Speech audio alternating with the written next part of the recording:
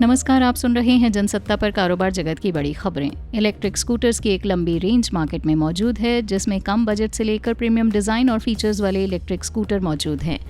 जिसमें आज हम बात कर रहे हैं देश के सबसे कम कीमत में आने वाले टॉप 3 इलेक्ट्रिक स्कूटर के बारे में, जो आपके लिए कम बजट में बढ़िया रेंज, फीचर्स और डिज़ाइन का विकल्प बन सकते हैं। उजास EZY इस लिस्ट में मौजूद सबसे कम कीमत वाला इलेक्ट्रिक स्कूटर है, जिसे कंपनी ने सिर्फ एक वेरिएंट के साथ मार्केट में उतारा है। इस स्कूटर की शुरुआती कीमत 31,880 रुपये है। कंपनी ने इस इलेक्ट्रिक स्कूटर में 48 वोल्टेज और 28 एम्पियर आवर कैपेसिटी वाला बैटरी पैक लगाया है। इस बैटरी के साथ 250 वॉट क्षमता वाला इलेक्ट्रिक हब मोटर को जोड़ा गया है। कंपनी दावा करती है कि नॉर्मल चार्जर से चार्ज करने पर यह बैटरी पैक 6 से 7 घंटे में फुल चार्ज हो सकता है। कंपनी के अनुसार एक बार फुल चार्ज होने के बाद इस स्कूटर में 60 किलोमीटर की दूरी तय की जा सकती है। उजास ईगो LA इलेक्ट्रिक स्कूटर इस लिस्ट का दूसरा सबसे कम कीमत वाला इलेक्ट्रिक स्कूटर है, जिसके 2 वेरिएंट मार्केट में बिक्री के लिए उपलब्ध हैं। इस इलेक्ट्रिक स्कूटर की एक्स शोरूम कीमत 34,880 रुपये से शुरू होती है, जो टॉप वेरिएंट में जाने पर 39,880 रुपये हो जाती है। इस लिस्ट की तीसरा और आखिरी सस्ता इलेक्ट्रिक स्कूटर एम्पियर V48 है, जिसका सिर्फ एक वेरिएंट ही कंपनी ने मार्केट में उतारा है। इस इलेक्ट्रिक स्कूटर की शुरुआती कीमत 37,390 रुपये है। न्यू वेब टेक्नोलॉजीज का शेयर बृहस्पतिवार को शेयर बाजारों में अपने निर्गम मूल्य 500 रुपये पर 89% की जोरदार बढ़त के साथ सूचीबद्ध हुआ। नेशनल स्टॉक एक्सचेंज पर कंपनी का शेयर 947 रुपये पर सूचीबद्ध हुआ।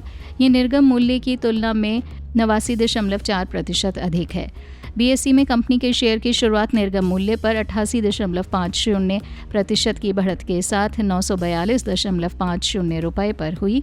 कंपनी के आरंभिक सार्वजनिक निर्गम को 90.36 गुना अभिदान मिला था। कंपनी के 631 करोड़ रुपए के IPO के लिए मूल्य दायरा 475 से 500 रुपये प्रति शेयर रखा गया था। दिल्ली NCR की न्यू वेब टेक्नोलॉजीज का एक मुख्य कंप्यूटिंग समाधान प्रदाता कंपनी है। दक्षिण कोरिया के प्रमुख इलेक्ट्रॉनिक्स विनिर्माता सैमसंग अपने प्रमुख smartphone model Galaxy Z Fold 5 और गैलेक्सी Z Flip 5 का विनिर्माण भारत में ही करेगी। कंपनी को भरोसा है कि हाल ही में पेश अपने मुड़ने वाले फोल्डेबल फ़ोन से वो भारतीय स्मार्टफोन बाजार में अपनी पकड़ और मजबूत कर सकेगी।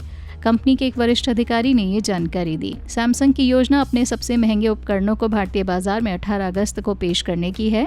इनके लिए बुकिंग 27 जुलाई की मध्य रात्रि से होगी। सैमसंग दक्षिण पश्चिम एशिया के अध्यक्ष एवं मुख्य कार्यपालक अधिकारी JB पार्क ने कहा, गैलेक्सी Z Fold 5 और गैलेक्सी Flip 5 दोनों का विनिर्माण कंपनी के नोएडा कारखाने में किया जाएगा। बाजार शोध और विश्लेषण फर्म टेकाक का अनुमान है कि फोल्डेबल स्मार्टफोन की 2023 में कुल स्मार्टफोन बाजार में लगभग 1.8% हिस्सेदारी रहेगी।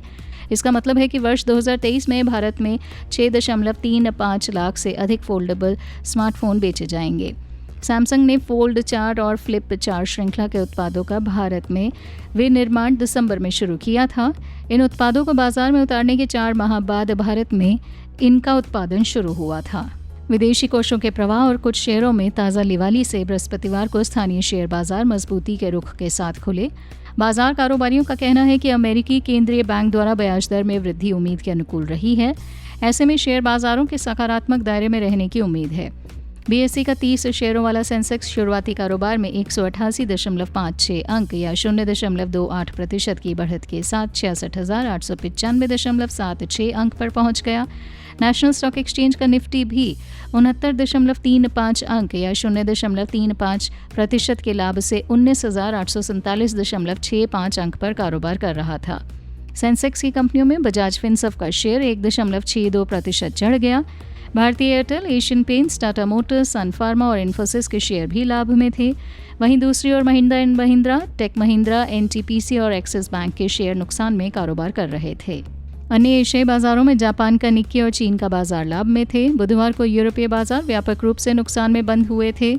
इसी बीच वैश्विक तेल मानक ब्रेंट क्रूड 1.03% की बढ़त के साथ $83.77 प्रति बैरल पर कारोबार कर रहा था। अमेरिकी केंद्रीय बैंक फेडरल रिजर्व द्वारा ब्याज दरों में उम्मीद के अनुकूल वृद्धि किए जाने के बाद विदेशी बाजारों में अमेरिकी मुद्रा में कमजोरी के रुख के बीच बृहस्पतिवार को शुरुआती कारोबार में रुपया 10 पैसे की बढ़त के साथ खुला।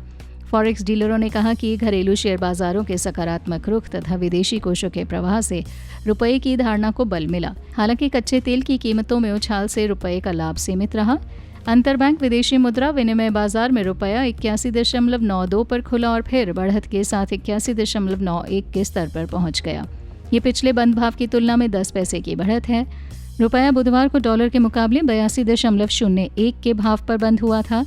इसी बीच 6 प्रमुख मुद्राओं के मुकाबले अमेरिकी डॉलर की स्थिति को दर्शाने वाला डॉलर सूचकांक 0.05% गिरकर 100.83 पर आ गया।